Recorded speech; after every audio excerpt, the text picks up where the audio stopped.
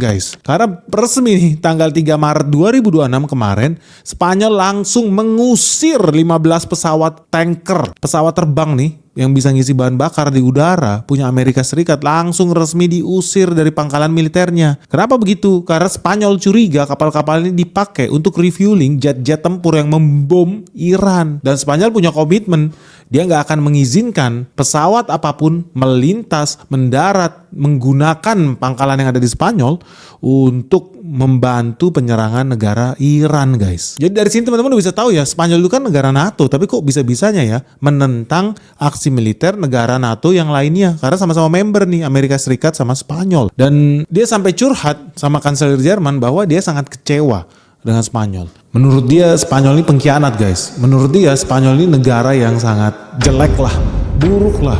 Dan dia berjanji ya, Amerika Serikat bakal memutus hubungan dagang dengan Spanyol. Dan bahkan tidak bakal mau lagi nih membuka saluran komunikasi berhubungan nih dengan negara Spanyol.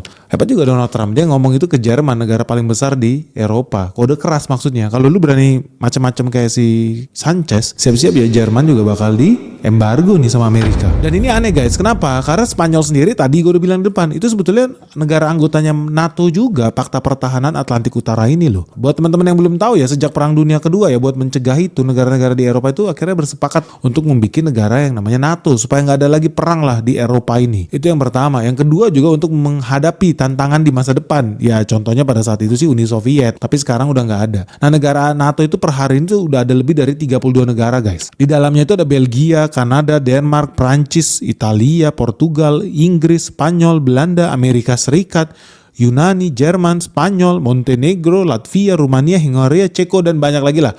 Intinya mayoritas negara Eropa Barat kecuali Kanada dan Amerika Serikat. Tapi sebenarnya apa yang bikin si Donald Trump tantrum guys? Dia berulang kali merengek buat negara Spanyol ini, tolong dong bantuin negara Amerika Serikat. Tapi Spanyol nggak mau guys. Dan berulang kali Donald Trump dan sekutunya, kalau lihat ya netizen-netizen di sana, buzzer-buzzernya Donald Trump itu juga pada bilang NATO ini udah dikhianatin. Spanyol ini udah melanggar perjanjian NATO.